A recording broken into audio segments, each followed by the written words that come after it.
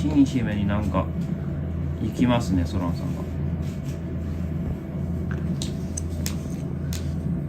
結構なんか金姫にね発情するんすよね。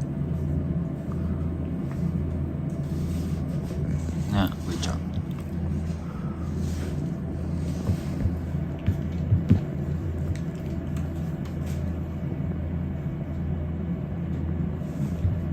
まあ手術したから安心して見れますけど、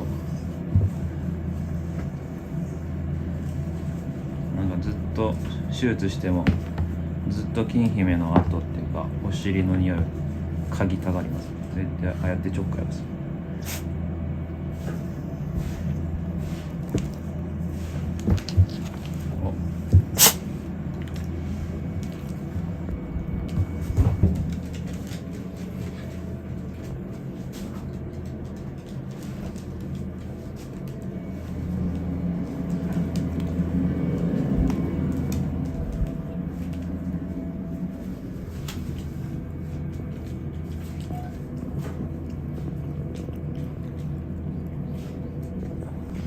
調子どうですか？調子は。おう、痛々しいね。おうおう。